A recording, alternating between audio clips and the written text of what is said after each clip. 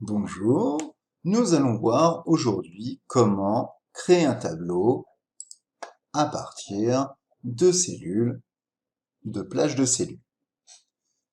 Nous avons donc des plages de cellules, facture, client, date, prestat, montant à l'intérieur, desquelles nous retrouvons le numéro de facture, le code client, la date, le prestataire, le montant.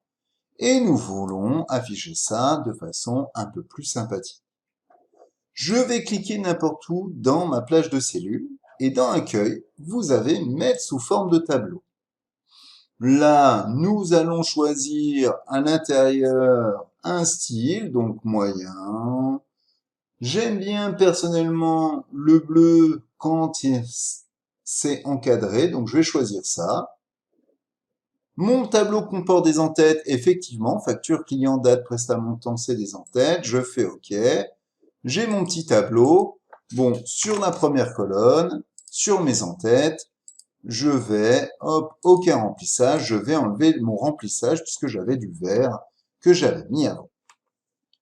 Par défaut, on s'aperçoit que j'ai déjà les filtres qui sont activés et même si je fais CTRL-SHIFT-L, ils peuvent s'enlever, hein, clairement. Nous allons descendre un tout petit peu et nous voyons, bizarrement, que les lettres A, B, C, D, E, là, qui étaient utilisées avant, sont remplacées par le nom de mes en-têtes. Donc, c'est déjà un gain de temps, ça m'évite de figer les volets. Et si je sors de mon tableau, A, B, C, D, E revient. Ils reviennent automatiquement en A, B, C, D, E. Je reviens dans mon tableau, ça s'affiche automatiquement mes en-têtes. Là, par exemple, je vais vouloir augmenter. Donc là, c'est mon augmentation. Et je vais augmenter le montant par 1,20. Donc si je fais égal mon montant multiplié par 1,20, déjà je m'aperçois que ça met un crochet arrobase le nom de ma colonne crochet. Donc gain de temps, puisque j'ai plus besoin de sélectionner vraiment ma cellule, j'ai juste à dire qu'elle se trouve dans mon temps. Je multiplie par 1,20, je fais entrer, et ma formule se diffuse automatiquement. Je n'ai pas besoin de double-cliquer, d'utiliser la poignée de recopie. Ça se fait automatiquement. Donc, encore un gain de temps. Je vais pouvoir aussi, dans Création, quand je suis à l'intérieur, insérer un segment, par exemple, sur les prestats. Et je le rappelle, à l'instar des TCD, hop, je vais en mettre 3, ce sera plus joli, en mettant de l'orange, par exemple, ou du bleu pour rester cohérent, un bleu clair, non, un bleu comme ça. C'est un filtre graphique, donc si je clique sur le K, je n'aurai que les lignes du prestat K, le A que le prestat A, et si je fais CTRL et que je clique aussi sur K, et que je lâche CTRL, j'aurai filtré sur K et sur A. Je peux bien sûr effacer mes filtres et même supprimer mon segment.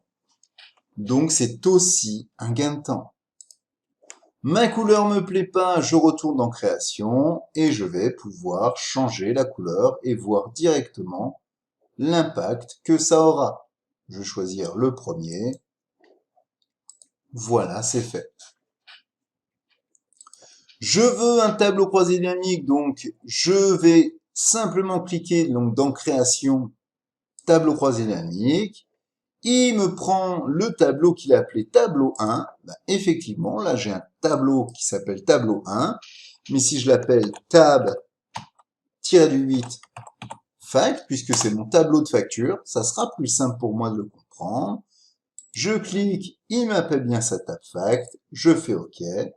Et là, comme tout tableau, comme dans tout TCD, je peux jouer avec facilement et avoir la somme des montants par client. Je peux supprimer. Avantage d'un mode tableau, c'est que un TCD basé sur un tableau sera en auto-agrandissement.